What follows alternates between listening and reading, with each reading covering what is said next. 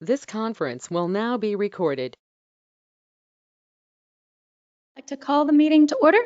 Can we please have the roll call, clerk? Mayor Brummel? Here. Alderman Ashour? Here. Alderman Berry? Here. Alderman Davalos? Here. Alderman Goodman? Here. Alderman Crucial is absent. Alderman Kruckenberg? Here. Alderman Lockett? Here. Alderman Widener? Here. You have a quorum. Thank you. Will you stand as you're able and join me for the Pledge of Allegiance?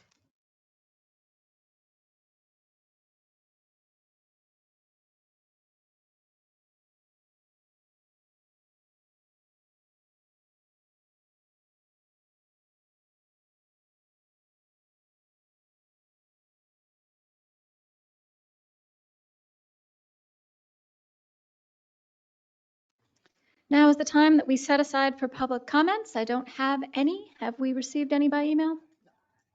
None today. Those who have comments on the items as they come up for consideration can be heard at that time. We'll move on to the officials and staff comments, starting with the mayor. Good evening. I have only one thing tonight. Tonight is the last time Alderman Goodman will be chairing this committee after a distinguished career of 6 years on the Plan Commission and 12 years as an alderman. And I just wanted to acknowledge that contribution, which is significant in keeping with her family contribution over the last few decades and the future decade as I see it coming too. But it's done a wonderful job. It's been very much appreciated and the community has very much benefited from your leadership. So thank you so much. Oh, thank you. That's very nice of you. I have two things tonight. First, I want to remind everybody there is an election coming up on Tuesday, the 4th. We thank all those who are willing to stand in this election, and I will remind everybody to please get out and vote. Your local public offices deserve your attention and support, and please do your civic duty and vote. The second thing is that I want to acknowledge and commend our Wheaton Warrenville South High School National Merit finalists this year.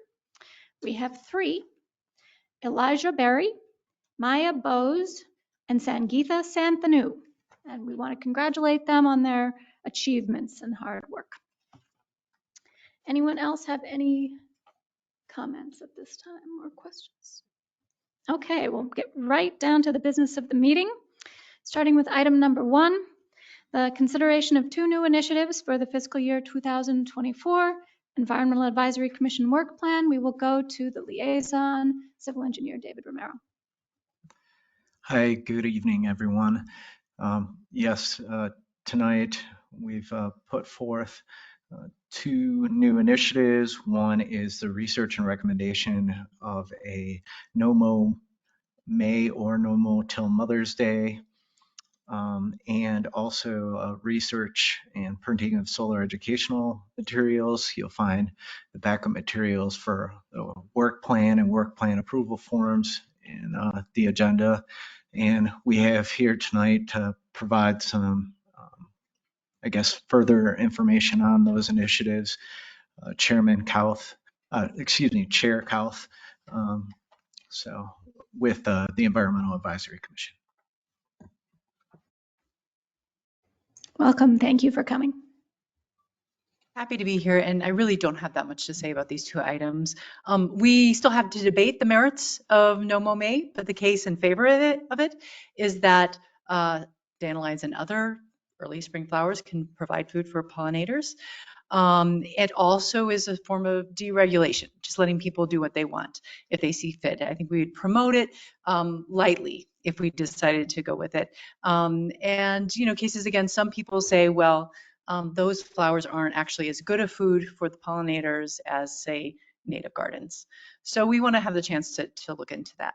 And then the solar, I think, is probably fairly non-controversial, that we wish to publicize opportunities for people to get solar panels and other options.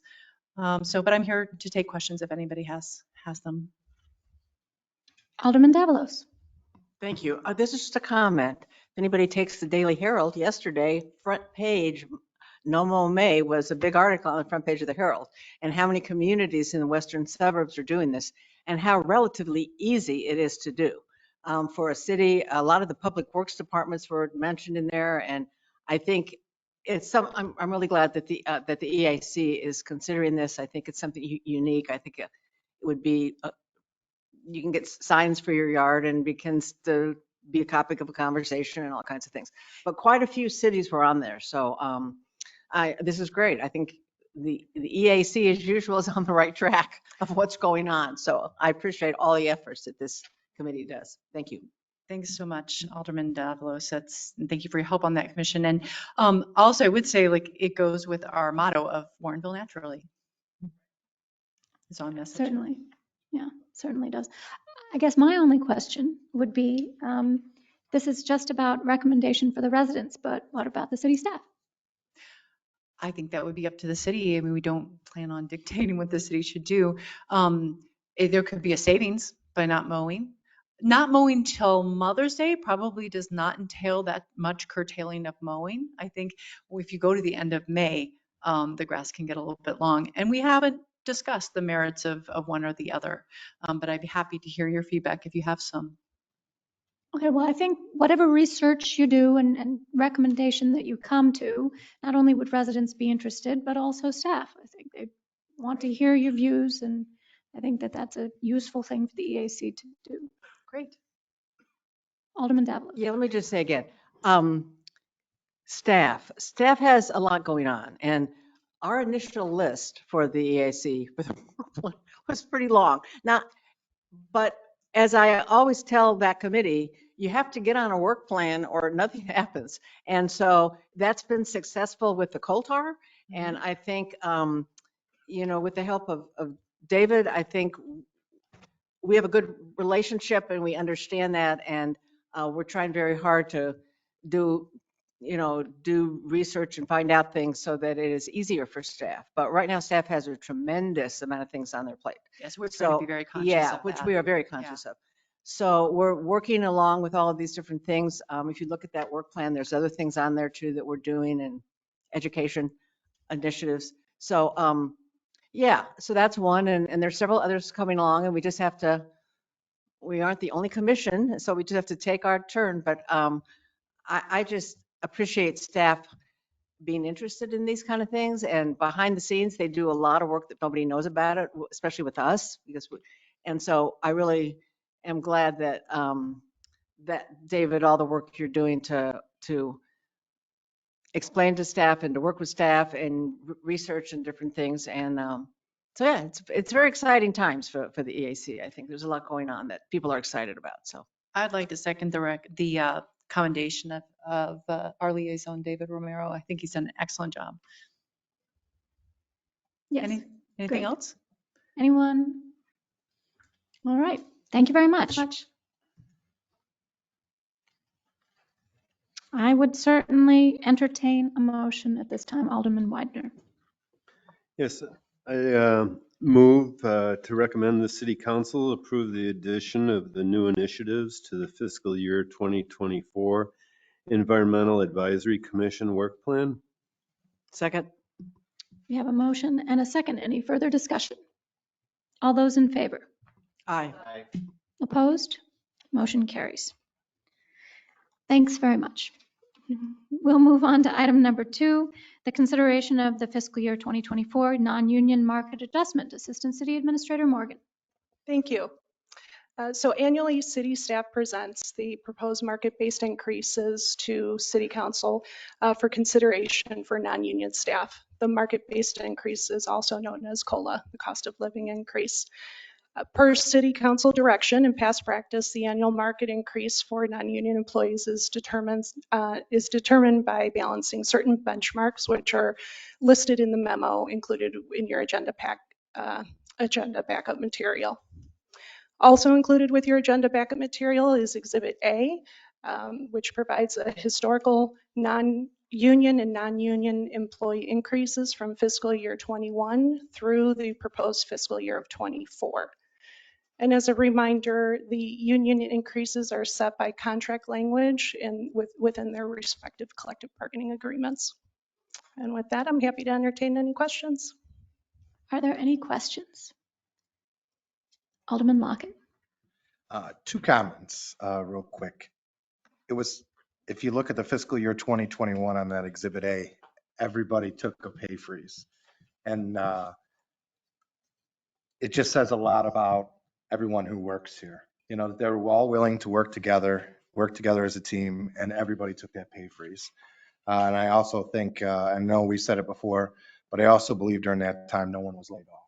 So, you know, kudos to everybody involved in that. So that's amazing. I just want to make sure that that is realized. The second comment I had, just looking at the Public Works and knowing that they are union on that Exhibit A. And I know it's just a small snapshot of it. It looks like they may be a little bit behind, but I know that their negotiations are coming up. And I'm sure you guys will look at your indexes and your comparables, just to make sure that when you go into those negotiations, that if there's any potential there to make it right. So just wanted to make that comment. I know you will, you know, I'm just making a comment for it. So Thank thank you. you. Sure. And we're not talking about things like step increases or merit increases. This is just the market-based cost of living increase that we're discussing right now. That is correct. Yeah, Alderman Widener, go ahead. Yeah, I think we were all apprised of this a couple weeks ago or last week. So with that, I recommend the City Council approve a 5.2% fiscal year 2024 market increase for non-represented employees as included in the proposed fiscal year 2024 budget. Second. Are there any further comments or discussion? All those in favor? Aye. Opposed? Motion carries. All right, moving on to item number 3. Consideration of an ordinance amending certain language for City Code Title 4, Chapter 1, Section 1, Department Created to reflect our current police hiring practices. We'll go to our Deputy Chief for this one. Thank you. Recently, it came to the attention of the city staff that there was certain language within the City Code Title 4, Chapter 1, Section 1 that was not consistent with the Police and Fire Commission procedures or past city practices. After the city attorney and police staff reviewed the ordinance language for correctness, there was then a proposed changes to be made accurately reflecting the current process. Included with the agenda backup materials, a draft ordinance illustrating those identified proposed changes through strikeouts and track changes. Okay, and just as a matter of clarification, this seems to be something extremely old. It seems to have been written about 2006 or something. It doesn't even seem to allow for the existence of the Police and Fire Commission, which is just inaccurate and very, very old. So yes, yeah, most of the changes that are being made didn't reflect what the actual process is and take into account what the Police and Fire Commission does as far as the promotions and hiring practices.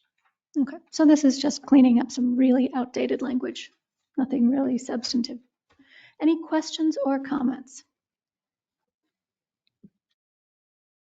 Alderman Lockett.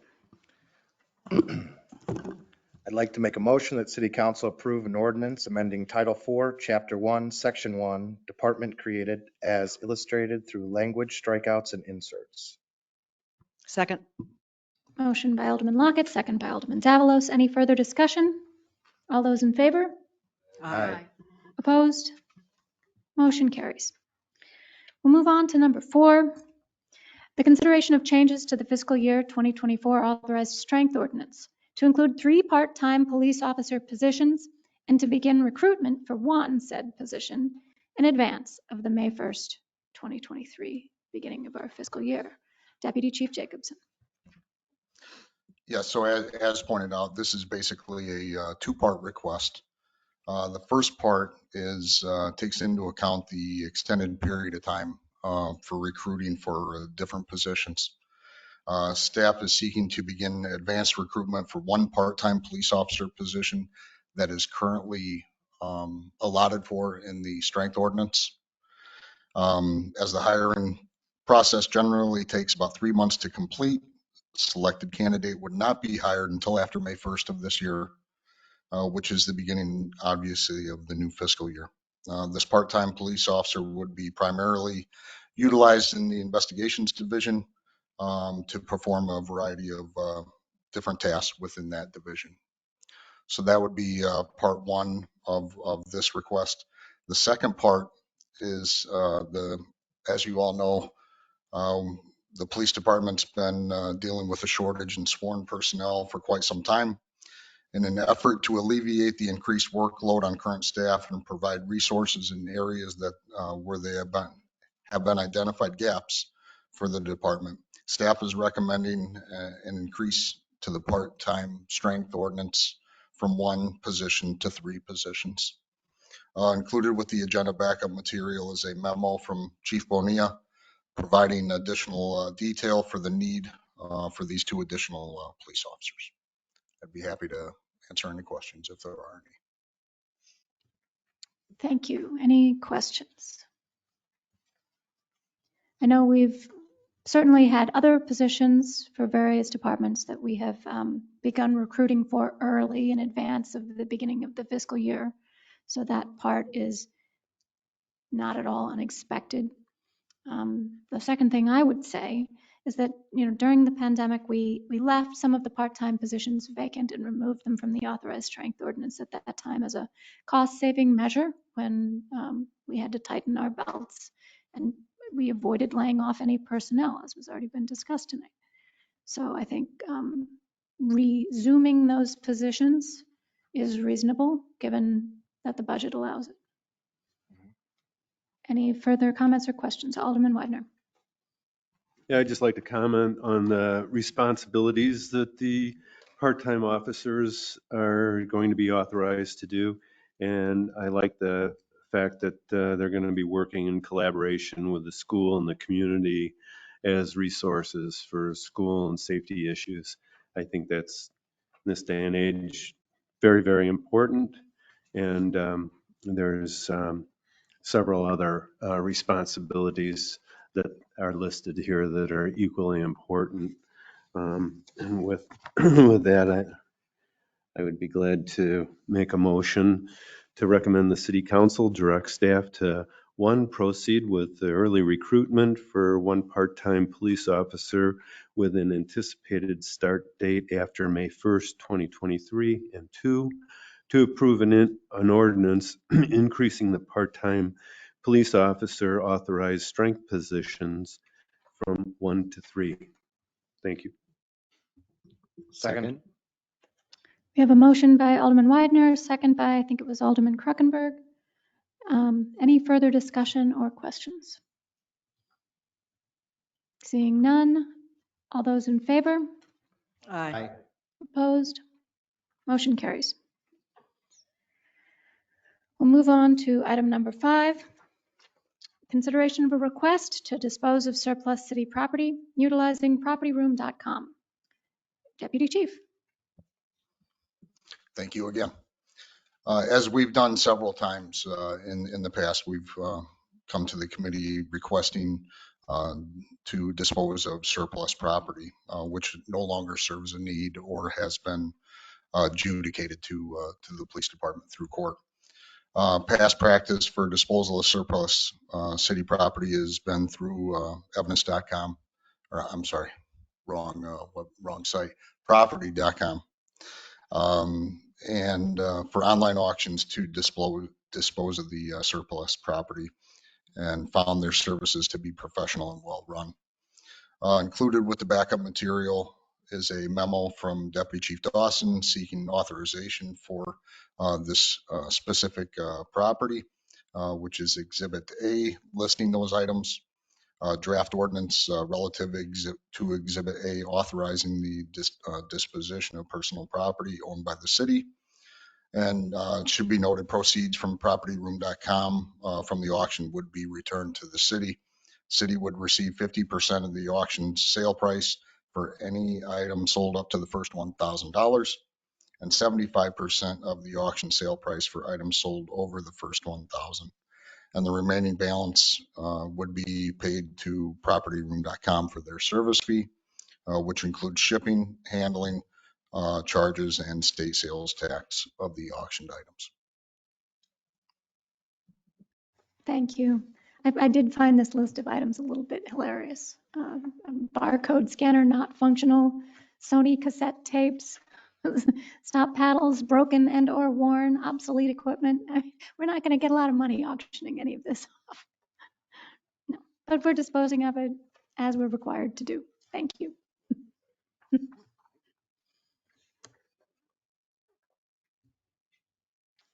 Yes, Alderman Berry. I'd like to make a motion to recommend the city council approve an ordinance authorizing the disposal of city-owned property through an auction conducted by propertyroom.com. Second. Motion by Alderman Berry, second by Alderman Lockett. All those in favor? Aye. Opposed? Motion carries. Okay, here's the one we've all been waiting for. Consideration of the water and sewer rate increases and a fee for the Naperville wastewater treatment plant upgrade. I will begin with our city administrator. Thank you. Before Finance Director Dahlstrom covers the details of the increases, I did want to address that these are part of our fiscal year budgeting process is to go through and review the enterprise funds and the water and sewer rates. And with the ongoing review of that, staff has determined that it's necessary to propose both water and sewer rate increases and include a fee to support the costs of the associated Naperville wastewater treatment plant upgrades. I did want to also address that this was not a decision that came easy for staff. These are necessary changes to address both ongoing operation and maintenance costs that go on with the enterprise, as well as the Naperville wastewater treatment plant upgrades, which again are necessary for their infrastructure, and our wastewater is sent to Naperville for treatment. And so we have a portion responsibility for that as well. So with that, I would like Finance Director Dahlstrom to cover some of the rate increase details. And then we also have Superintendent Satter here in case there are questions specific to the water and sewer. Thank you. Thank you very much. Included in your backup is a memo from the administrator and myself detailing the rate increases that are being proposed for this year. We are proposing a 5% water rate increase that would take the rates from $2.15 to $2.26 per thousand. It was a monthly base charge increasing from $14.02 to $14.72. We're also proposing a 10% sewer increase, would take the rates from $4.75 per thousand to $5.23 per thousand, as well as the bi-monthly base charge would increase from $36.69 to $40.36. Included in your backup are some comparative charts that were prepared by management analyst Youngmeyer, comparing the rates to surrounding communities. The first two graphs, the first graph compares our water rate, and the second graph compares the sewer rate. On the water side, we are by far the lowest rate of any of the communities presented. In the sewer rate, our current rates are about mid-table on that graph as well. Even with the increase when we propose that, we'd still only move up a little higher on that chart. And the final item that we're proposing, which is reflected in that graph as well as the new Naperville capital improvement charge. And when you factor that in, unfortunately, we are the second highest sewer rates in DuPage County. This is not anything like the administrator said that we entered into lightly. Staff has spent a significant amount of time trying to determine the fairest and best way to do this. We had this all figured out until about the end of 2022. Our rates, we had a great idea where we were going to head with those every year and how that was going to look. Then the city Naperville increase the amount that we ultimately have to pay for their capital improvements per our agreement. That went from 5 million to 15 million. And then of course, on top of the 15 million, there is going to be some carrying interest charges we're working out with Naperville that will allow us to pay that off over time. So we are also proposing a Naperville waste treatment plant fee, which would be $3.08 per thousand, and that's on all the accounts in the community as well. So when you factor all that in, as I mentioned, we would have this secondized sewer rates in DuPage County when all that is factored in. Okay, and Mr. Satter, is there anything you would like to add? Me and Phil looked at first we were going to do this by the meter size. And we took a look at a lot of accounts. And what we've seen looking at those accounts was we had people that had a 3/4 inch meter. One customer might use 30,000 gallons of water. The other customer might use 8,000 gallons of water. So we felt the fairest way to do this was to just do it off of the consumption and not the meter size. So that's really all I have to add on that. Yes, Finance Director Dahlstrom. The final graph, I should point out, when you look as a comparative by community of the combined rates of water and sewer to get together, we're currently the second lowest in DuPage County with the proposed water and sewer rate increase without the Naperville fee. We'd still be the second lowest. And then when you include the proposed Naperville fee, we'd still be in the bottom third of the comparative communities. Okay, yes, City Administrator White. I also just wanted to add that the fee that we're proposing is not intended to be on the bills forever. This is only intended to cover the cost of the current Naperville wastewater treatment plant upgrade projects.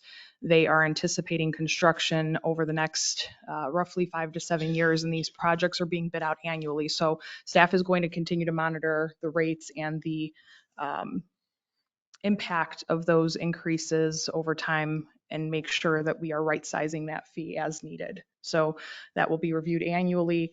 There is some variability currently in this because the projects are done in phases and there will be changes that happen annually as that project is bid out. We won't know the total cost or the total cost to the city of Warrenville's portion of that project until they go through and start bidding out their projects and constructing the projects. Yes, but I would offer one clarification on what you've said, which is that even if construction will happen over 5 to 7 years, because they are financing it, we will not be paying this just over 5 to 7 years. That is correct. In fact, it saves us quite a lot of money if we stretch those payments out over 20 years, which is what we are hoping we'll be able to do with the Naperville. That's correct. Thank you. Yeah, so it is a temporary fee, but by temporary, we do mean 20 years, not very short term, unfortunately.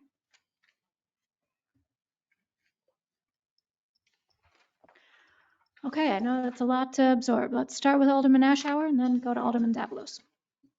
I guess my questions are how close to actual costs are we on the actual water portion of the bill and the sewer portion of the bill? I mean, is the 5% random? Does the water portion of the bill represent our actual cost of providing water to the residents of Warrenville? Yes, when we look at the rates, we look at the two pieces individually. We look at the water side, make sure that the costs are and the associated fees are related and make sense. And we do the same thing on the sewer side as well. So we're looking at those individually. So in theory, one side is not subsidizing the other. We're making sure that the water fee is covering the water costs and the sewer side is covering the sewer costs. The other thing that just kind of shouts out to me is our current sewer bill without the surcharges, $122.19. Naperville's is $97.38. I mean, we're paying 30% more when they only have one customer in us. It's $97 per customer for them. When we have economy and scale and we're paying more. I mean, I guess I'm just pointing that out. I don't know the right questions to ask, but I guess I'd like to know what they're going to be charging people when they're done with this project, and they have to pay millions of dollars to upgrade their system also. well, number one, my initial reaction to that is we don't know how much they're going to be increasing their rates because of this project. We haven't gotten that information from them. Is that correct? Number two, the ratio of residential to commercial to industrial uses in Naperville is different than it is here. And we don't know what their commercial and industrial rates are. That we tried to provide an apples to apples comparison for an average size household in Warrenville. That's the information that we're trying to compare that we think is most relevant to the people watching this meeting at home. But as to what their commercial users pay and what percentage of it is paid by commercial users, I don't know. Just pointing it out, that's all. No, it's a perfectly good question. Yes, Finance Director Dahlstrom. Can I add to that? One of the questions that was asked during the budget workshop was a breakdown of the sewer and water customers versus sewer only customers. Approximately 4% of our accounts are sewer only. So there's very few of those. There's actually, I think it's like 189 accounts are sewer only. And the other thing that was asked was the breakdown of commercial versus residential. It's approximately 94% is residential. It's a little bit hard to break that down any farther than that because of the way our accounts are coded in the billing system. An account that might be a commercial account would be a commercially owned building that might be all residential. So we're working on finding a better way to distinguish that within our billing so that in the long term, we're able to provide a better breakdown. Thank you. And Alderman Davalos was next. Yeah, thanks. So this 18,000 gallons, so that's 9,000 a month. Is that like a family of four? Is that, when you say an average family, what are we talking about there? Do you ever have just a number you use? No, it's based on a family of three average. Okay, so that's what, okay, that's all right. So that $3.08, this is, I guess, for the city administrator, that is a number that could go up or down. We're just going to evaluate it every year and see where we are? That's correct. Okay, that's what I just want to make sure. Yeah, right now we're basing the data off of the estimates that Naperville has provided to us, but they have not yet started bidding out the project. So at this point, it's all estimates.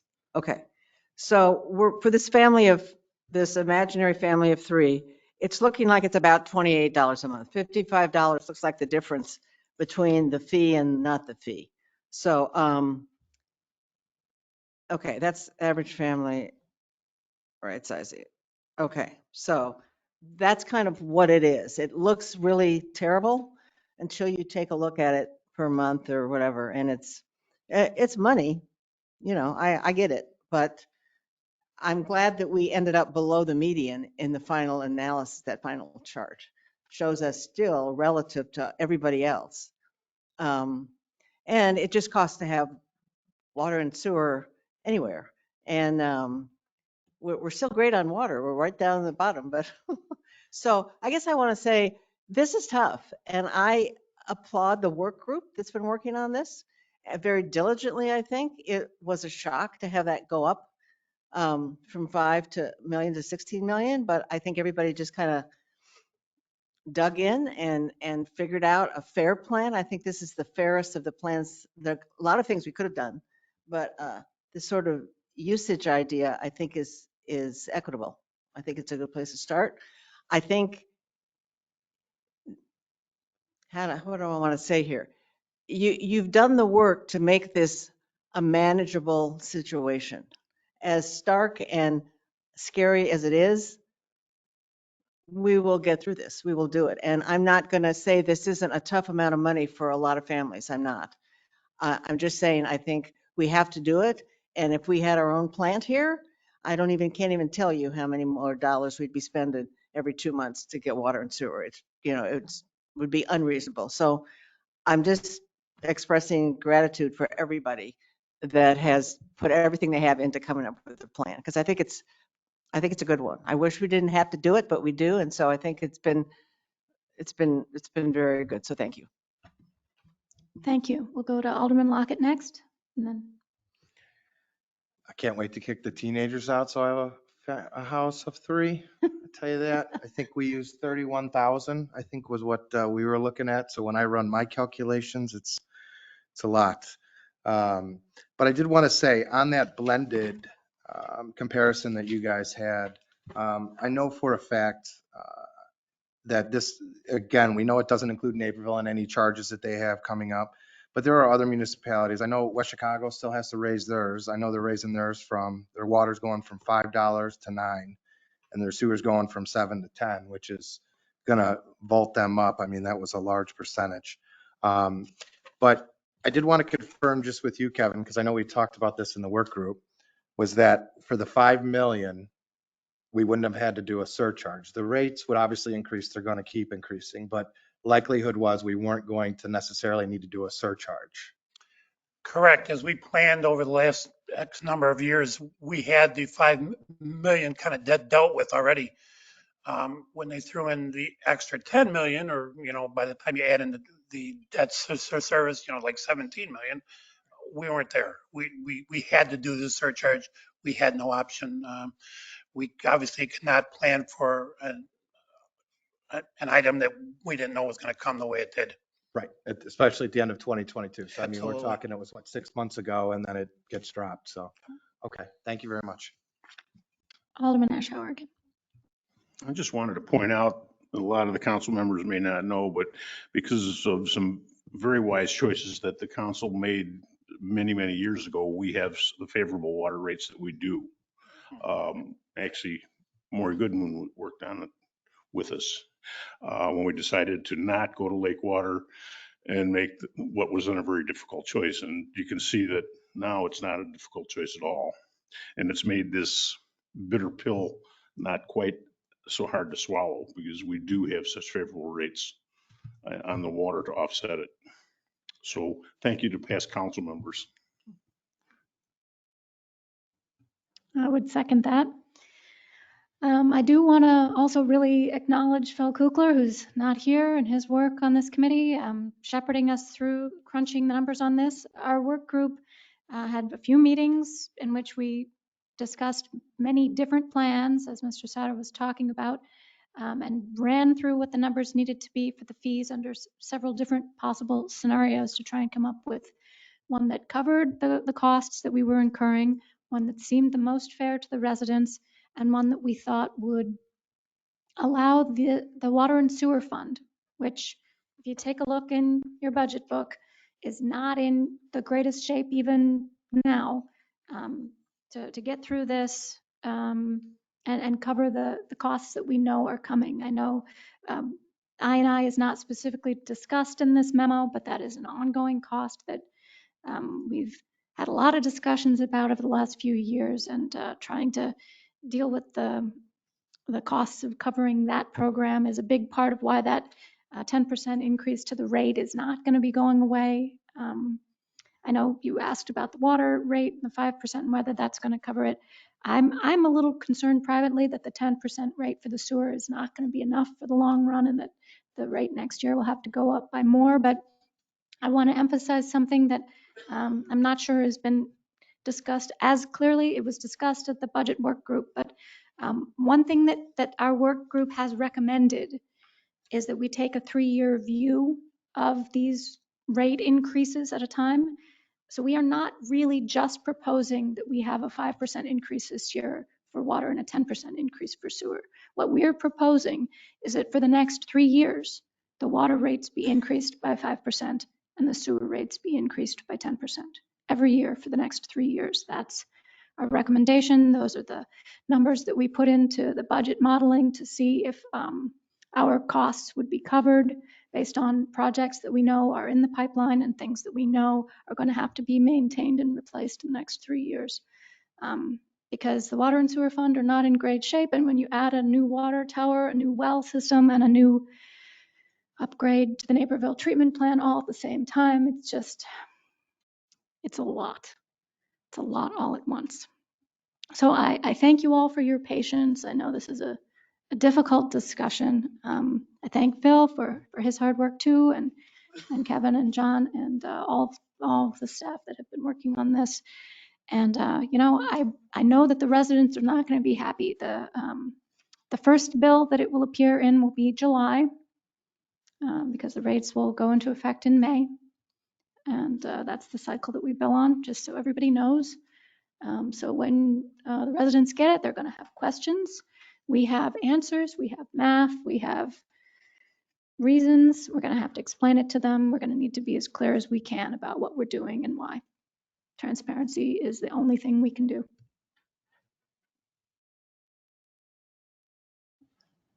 Alderman Lockett.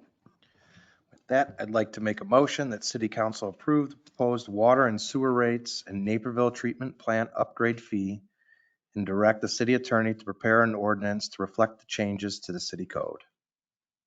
Second. We have a motion and a second. Any further discussion? Seeing none, all those in favor? Aye. Opposed? Motion carries. All right, we're moving on to item number 7, the discussion of the fiscal year 2024 budget. I will first go to City Administrator White, but I also want to point out to everyone that there is a memo on your spot on the dais.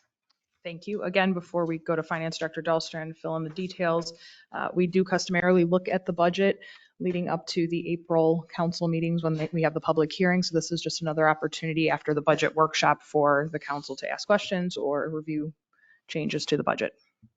Thank you. Finance Director Dahlstrom. Thank you very much. I'm in the process of making changes that we've discussed previously at the budget workshop. And in addition, the memo I've provided you tonight is a recommendation for myself and Community and Economic Development Director Menser. We have a TIF developer note with Lexington Trace. A year ago was our first payment on that note. This year is payment number 2 on the note. The calculations that are involved in this are complex. They are complicated to do. They were delayed this year due to some incorrect, I would say inaccurate information obtained from Lexington Trace in their request for their payout. It took Director Menser a considerable amount of time to get that straightened out and figured out. We are recommending tonight that instead of paying off instead of only making payment number 2 this year, that we go ahead and pay off this developer note, be done with that note. It will save a number of things. It will save some interest a year from now. It will also save Director Menser from having to develop a standard operating procedure that will be, I'm actually not sure how he'd put that all into words and make that even work. Considering that there will be a replacement coming in as a new economic development director, that standard operating procedure he would write would only be used once anyway. So there are a lot of reasons at this point that we recommend paying that note off this year.